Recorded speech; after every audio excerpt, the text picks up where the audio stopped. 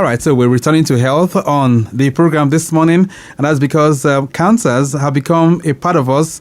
Once upon a time, we used to think that it was so distant from us, or perhaps it was a disease of the elites, but now we've come to find out that it's very much very, very close to us, and we've seen people who are coming down with it. But those who are specialists in treatment of various kinds of cancers, they've advocated on this program that if cancers are diagnosed early, of course, if you present early to the hospital, definitely you can still get a whole lot of remedy. So this morning, we're looking at combating head and neck cancers in Nigeria, challenges and opportunities. And my guest will be joining me on the phone line this morning. If I ask you to take a guess, little would you know that he's a consultant, clinical and radiation oncologist with the NSIA-LUTH Cancer Center in Nigeria. He's a member of the West African College of Surgeons, Medical College of Radiologists in Nigeria, Association of Radiation and Clinical Oncologists in Nigeria, and of course, he's also a member of the Nigerian Medical Association.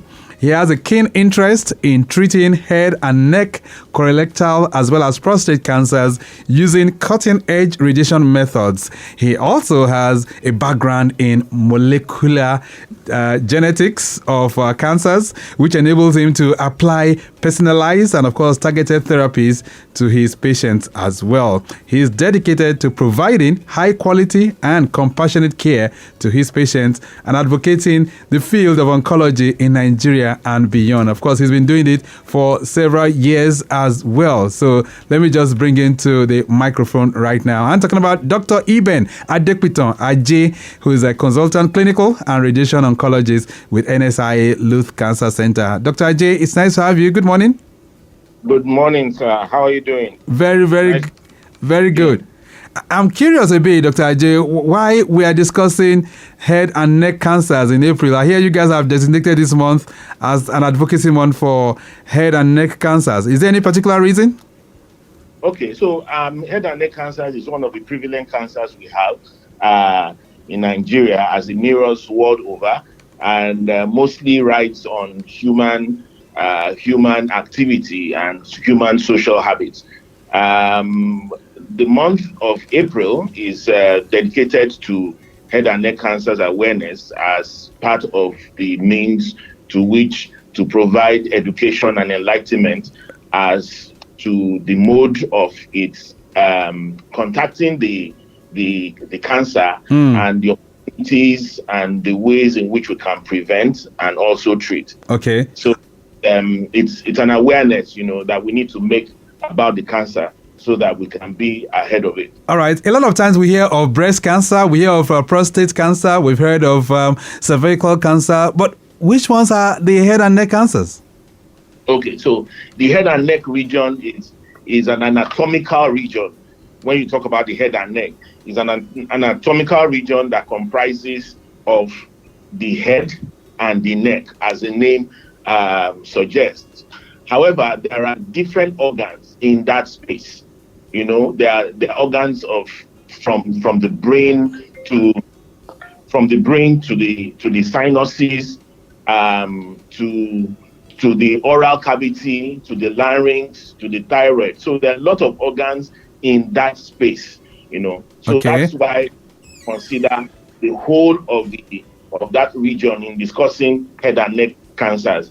The cancers in that space, we have the oral cavity cancer, which are the cancers that affect the mouth, the tongue, the cheeks, and the lips. Then we have the oropharyngeal cancers.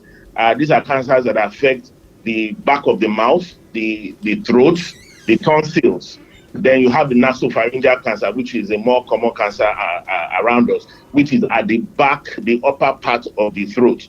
Then the laryngeal cancer is the one that affect the vocal cords. Then the nasal sinus and the sinuses. We have the maxillary sinus, the ethmoidal sinus.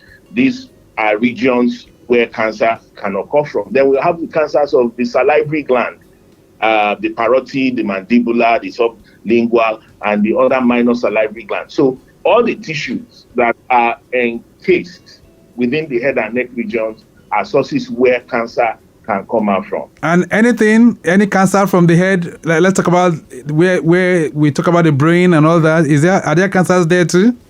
Yes, there are cancers. There are brain cancer. So brain cancer, being part of head and neck, is an entity of its own. So in discussing head and neck cancers, we are not necessarily adding the brain as a major organ in the head, because that is, it's a whole kettle of fish, a whole discussion on its own. There are different that could arise from the brain. Okay. So when we're discussing the head and neck, we're discussing that aside the brain.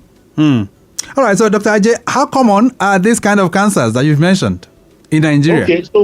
So head and neck cancers, the prevalence is rising as with other cancers, but it's not as common as you have the breast cancer, as you have cervical cancer or the prostate cancer. Now, the reason being that these cancers, this particular head and neck cancer, is driven by human behavior, basically driven by human behavior. So when you have issues that don't have to do with gender, necessarily have to do with gender, or necessarily have to do with the predisposing genetic factors, the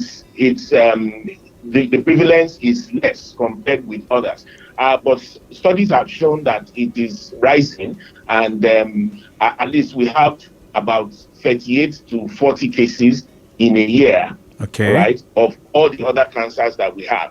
So even though it may not be as common as breast, but it's on the rise. All right. So it's increasing, and that means a whole lot in terms of we paying attention to it. But when men and women present to the hospital, which of the genders is likely to come down more with head and neck cancers?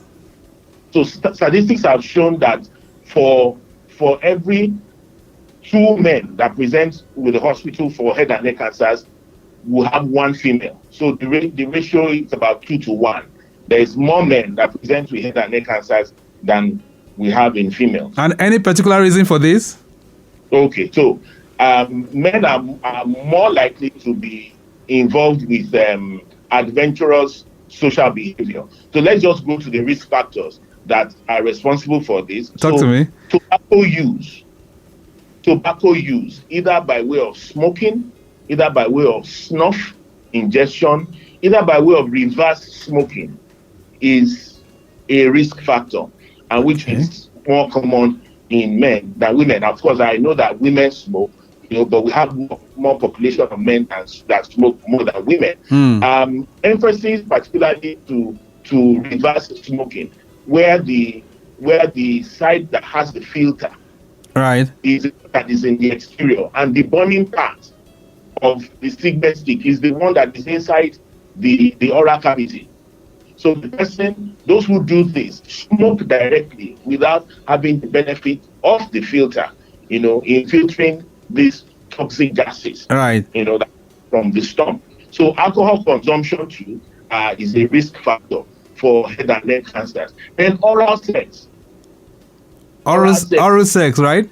Yeah, oral sex is another very big factor for head and neck cancers, particularly the oral cavity cancers. So when you have, you could easily now link cervical cancer to testicular cancer, to anal cancer, and to oral cavity cancer because of the involvement of the oral sex. So when there is oral sex between partners that have multiple sexual partners, so it further increases the risk of oral cavity cancers. Then some other factors that could be responsible for the oral cavity cancers are poor dental hygiene.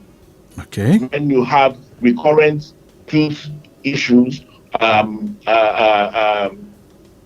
recurrent tooth decay, poor oral is a factor. Then we talk about exposure to chemicals, either by way of occupational exposure and exposure to past radiation. For a child who may have been treated for a thyroid malignancy, they have a higher chance of coming down with head and neck cancers. Then there are other occupations that could be associated with it. Those who use the voice, singers, And broadcasters like us, right, as well, right? Yes, you strain your voice time and again. Singers, occupation, those who sing, right? Preachers, and then those who play the instruments, who play the wind instrument, right, who needs to engage the vocal cords in producing sound. But thank God for technology today. There are opportunities for microphones and for amplifiers, so they take the burden of the work away from the vocal cords in projecting sound. Okay, so these are risk factors. These are things that could lead to any of these head and neck cancers. Your network's a bit shaky. Let's see how we can clean that up as well. But I want us to touch down a bit on certain misconceptions and, of course, the way people see cancers of various kinds. Dr. Ajay, I'm sure a lot of times when you come across some of these patients at the clinic, they must have presented a little bit late. And that's as a result of the fact that some believe somewhere something is happening. What do you call it now? The arrow syndrome and all of that. Talk to me on that, and of course, speak to our listeners as it relates to this misconceptions. Well, there are a lot of misconceptions. Hello, Dr. Ajay, are you there? Lagos Traffic Radio 96.1. Hello, Dr. Ajay, are you there? Yes, I'm with you. Hello. Okay, so we lost that line for a bit. So let's just take it from the point where you were talking about misconceptions. Yes, I said there's a lot of misconceptions, particularly with us, of African descent. And that is because of our spirituality. And that has impacted on every area of our life. And the one that concerns us is about the fact that, yes, this is from the village people, from the arrow, that comes. But if you strictly look at the lifestyle and the life pattern and the social habits of these people, you find out that there are some risks that the individual is predisposed to before these things arises. So, okay. I mean, in taking a history, either the personal history or the family history, you discover that these individuals have some predisposition to this kind of cancer. So it's not particularly an arrow from the village, as we believe. And indeed, that is the reason why we usually have a low turnout in hospital that prevents patients from presenting early to the hospital, because the first thing they want to do is to address it, spiritual locally, to the point where they see that this disease is progressing and is not amenable to these traditional ways of attending to it, other than an orthodox approach of visiting the hospital. So as much as it may be the reality of some people, but it has not been proven that there is something that comes from the village or from the arrow phenomenon that causes this. Okay. However, there are some, because we must have to touch on this, that there is a genetic basis sometimes for this group of cancers, just like in others. I mean, 5 to 10%, or less than 5 really could be responsible from a disease that may have been translated or transferred from parents, onto their children, their successive generations that may carry and eventually manifest the disease. Right. Okay, then. Quickly, flash update coming in here says there's a road diversion immediately after the trade fair underneath the bridge on the service lane. That is road rehabilitation, which is ongoing at the trade fair axis, while they are reconnecting back to the service lane at Ile-Epo. In addition, traffic managers are on ground managing the traffic situation. No major cause for alarm. This is around the trade fair corridor this morning. So take note of that within the Ojo end as you are driving along. All right, Dr. Adepitan Ajay, let's talk a bit on the signs and the symptoms. How will somebody know or begin to have an inkling that I'm likely coming down with head or neck cancer? Okay, so let's look at the orifices. The orifices in that region is the nose and the ears. So when you have an unusual bleed from the nose, or you have an unusual bleed from the ears, and you have not had any form of trauma, or you've not had any form of heat, or you've not had any form of cold, but there is this spontaneous, unprovoked bleeding. Either ears or from the nose, then you should see your doctor. You should check.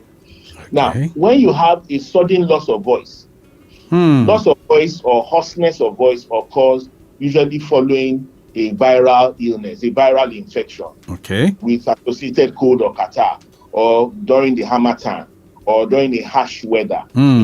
Those could happen. But unprovoked sudden loss of voice or hoarseness of voice that happens is a red flag. Now, the loss of voice thing, has to do with the laryngeal CA. Okay. So it goes off, then comes back, then you lost your voice and suddenly just came back. Then there's a gradual, sustainable loss of tone in the voice. So that the person the voice initially is hoarse, then from being hoarse to complete loss of voice. Then when that progresses, then you just discover that the person has some choking sensation because the mass in that region is blocking the airway. So that is an emergency. He needs to be taken into surgery to put in an airway to allow him to breathe. Now, we talked about the bleeds, talked about nasal congestion. Then when there are sudden loss of tooth, the teeth? There is a sudden loss of tooth. The tooth just falls off. Wow. Without any heat, without any trauma, then it's a sign. Now, when an adult has a swelling in the neck, either on the left or the right side, on both sides, but rarely happens both sides at the same time. It's usually on one side. Now, babies, children they have lymph nodes around the neck, but as you get into a young adult, in your teenage, those lymph nodes usually disappear. But when someone has a sudden appearance of a lymph node, not painful, rubbery lymph node on either side of the neck, those are usually red flags that should warrant you going to see your ENT doctor to check. Now, all of these symptoms rides on the risk factors. So someone who he has smoked for some time, or he's smoking, or has taken alcohol for some time, or he's taking alcohol, or has a risky sexual life.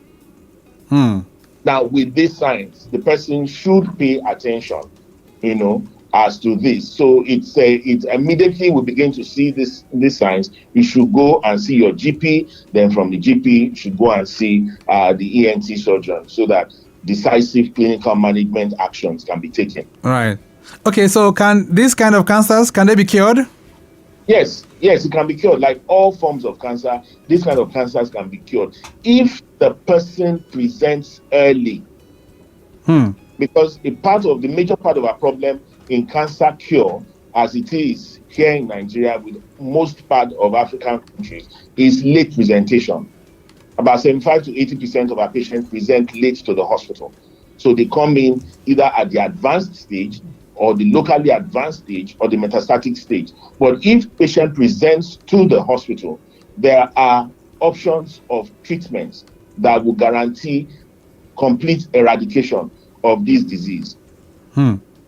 Lagos Traffic Radio 96.1 FM. Dr. Eben Adepitan Ajay is our guest on the program this morning. We're looking at head and neck cancers. You can add oral cancers to it as well, because he's touched on some of the cancers that could present as a result of this head and neck dialogue that we are talking about this morning. Feel free to also connect with us if you have any questions for Dr. Ajay this morning as relates to the subject of focus.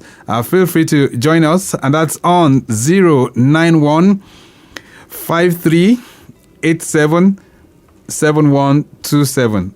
That's 091 5387 7127. And of course, he will be there to respond. We did tell you that around the Ojo corridor, there's road diversion immediately after trade fair underneath the bridge. That's on the service lane due to road rehabilitation ongoing at the trade fair axis. And of course, by the time they divert you, you can reconnect to the service lane at Ile-Epo, and from there you can proceed on your journey. Traffic managers are there trying to manage the situation. The Ekpe corridor this morning, we can tell you, unhindered vehicular movement is being experienced from Mojoda connecting Itamaru, looking pretty good. Itakpo as well as Ayetoro, you're having it good, very appealing as well. Ayetoro towards General Hospital Junction, link it up with the T Junction, Temu as well as Kyosho down to K2, all those areas looking pretty good. No major worries driving through those corridors as well. All right, so you've talked about the fact that it can be cured if diagnosed early. Is that the case? Or you said that, doctor? Yes, I did. All right. So, but from what you see, those that come to the clinic, do they present early? Okay, so we are usually not the first point of management in head and neck cancers. All right. So they see the first point of management in head and neck cancers is the ear, nose, and throat specialist doctors, okay, or the oral maxillofacial doctors. So when they go, usually they go from the GP, so they go to the ENT or the oral maxillofacial surgeons. Now, at the oral maxillofacial surgeons, they could either, one, do a biopsy so that they could have a histologic diagnosis of that cancer. All right. So they do it, and when they do a biopsy, then they can send the biopsy result, depending on the stage.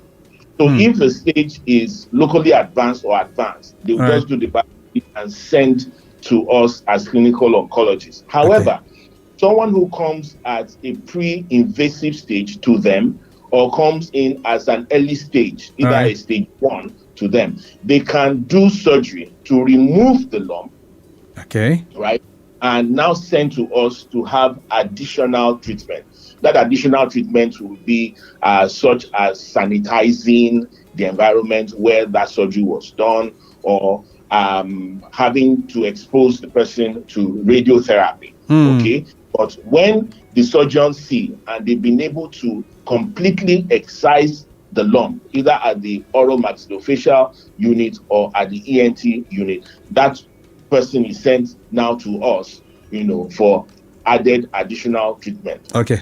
All right. Let's take some reactions that are coming in as well. 09153877127, 08099120777. Feel free to send in your questions like Bwega has done. Bwega says, good morning and happy new week.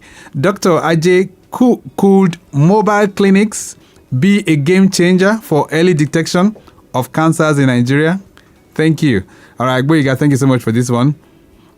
Yes, mobile clinics have been long a game changer, and it has been employed in detection of breast cancers. It has been employed in detection of infections like tuberculosis, where people just come, collect their sputum, and they test them there. Then you can give them a referral. So mobile clinics have been on for some time. However, I must also say that it's declined, over the years, because of technicalities. But mobile clinics is definitely a game changer, where you can have instant screening. Then, depending on your result, it will be sent for the evaluation. All right. This one says, good morning, Victor.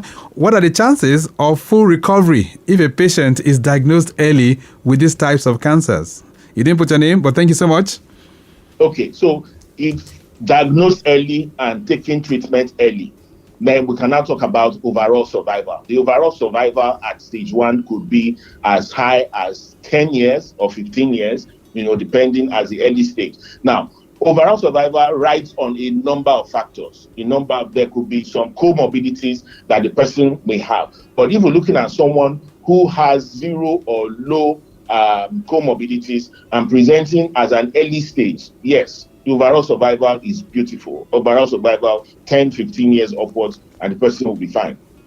Lagos Traffic Radio 96.1 FM 09153877127. Those are the numbers 08099120777. This one says, good morning. Cancer medication and treatment is too expensive. What is being done to encourage the government to subsidize this? Eniola from Ilubirin is sending this one in. Eniola, thank you so much.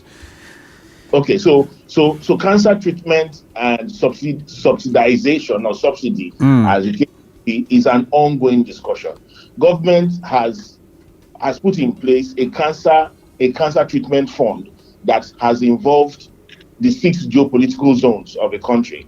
That's one. Then there are initiatives and plans to replicate the treatment center in Lagos in other political zones of the country. Okay. Thirdly, is the fact that some medications are being included right now in the NHIS. So people who have the National Health Insurance Scheme do not have to pay out of pocket, to access cancer treatment.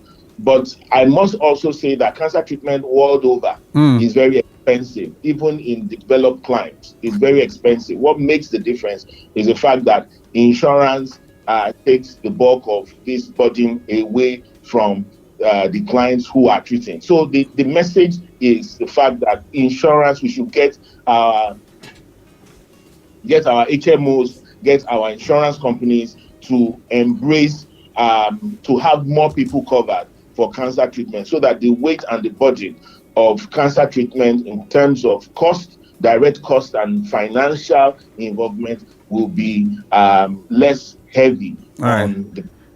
Okay, then. Another question here says, is there any national screening program for head and neck cancers? You didn't put your name to it, but thank you so much. Yeah, that's a discussion that is ongoing. As awareness increases through this fora like this, then we could have more impetus to push this narrative, to have it a national program. But having said that, we should take responsibility for your health, take responsibility for your well-being. And this is what I say time and again, is that before you celebrate your birthday and you kill meat or lamb or goat, whatever thing, and call friends to come celebrate that birthday for you, go to a facility. You can come to a place like the NSIA-LUTH Center, where we have a pre-screening program, and have yourself screened. Right. After your screening program and your oncologist says you're good to go, then you could go through the party and enjoy yourself within reasonable health limits.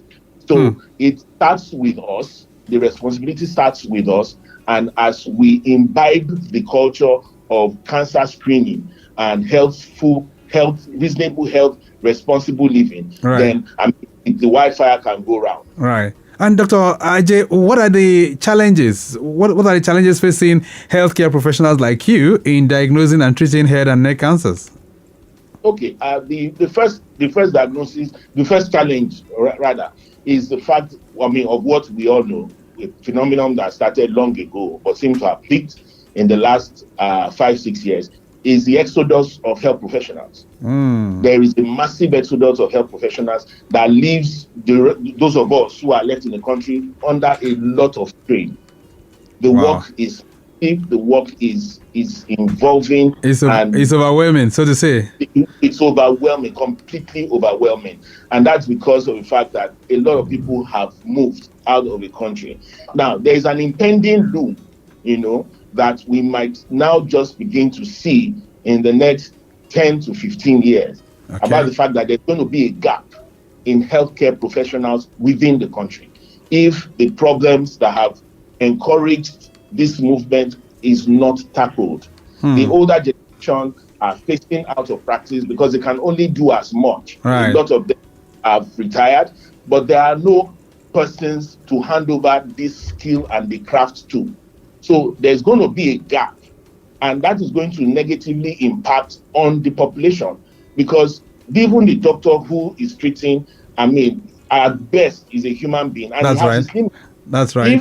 If he's going to function efficiently and optimally, he has to do that within the limit of strength that he has. So whatever factors that is making the exodus a big challenge has to be addressed It's not window shopping. It's not politicking. A government who cares about her citizenry, eventually, we need to look into these factors to make sure that the migration of medical personnel out of the country is stemmed as much as possible. Okay, the other is challenges with diagnosis, but that is being overcome gradually because there are cutting-edge technologies, cutting-edge advances that are now in place that can help in the diagnosis of these head and neck cancers. All right, this message here says, good morning. Which one be head and neck cancer again? All right, thank you so much. Let's begin to wind things down. Do you have any positive stories, any personalized stories of treatment that you've, you've given to patients and they've recovered that you can share with us quickly? Yes, several. I will just share a story of a lady who came in for treatment in 2017. She had nasopharyngeal cancer. Fortunately for her, she came in at a very early stage. 2017, she had treatment. First, after the biopsy that was done and there was a confirmed diagnosis, she had treatment and she finished her treatment by 2018. All right, and she's been on follow-up in her clinic from then. After her treatments, she got married. All right. And I think 2 years down the line, when she got married, I mean, she has her baby now. Wow. She's doing very well. This is one of the several cases that we have. So it's not always of the negative stories that make the news. There are positive stories, that we encounter, and those who were following up from 2017 till now, that's about 8 years. That's right. And she's doing very well. She's doing very fine. All right. That's a very, very good story to wrap up the program this morning. So as we round off, what's your parting thought in 30 seconds? Okay, so let's take responsibility for our health. Let's be involved with what happens to our bodies. Our body speaks a language. You cannot know what is wrong if you don't understand the language your body speaks. All right. Okay, then. We'll leave it at that for now. It's nice having you on the program. Thank you so much for connecting with us. Thank you for having me. Thank you, Lagos, and have a very good day. Okay, then. So this morning, we've been talking on how to combat head and neck cancers in Nigeria, challenges and opportunities. And Dr. Eben Adepitan, consultant, clinical and radiation oncologist with NSIA-LUTH Cancer Center, has taken us to the classroom. We have to go. The program has been produced by Mike James. Peter also in the building as well. Maximum shout out going out to Remy Aloko. And Okpa Emission care of our social media unit. Let me appreciate Honora Moloku, who is a cancer advocate as well. We'll say a big thank you to you. And to our executive producer, Tayo Akonle. My name is Victor Oteri. I'm out. Stay very much within. Bye.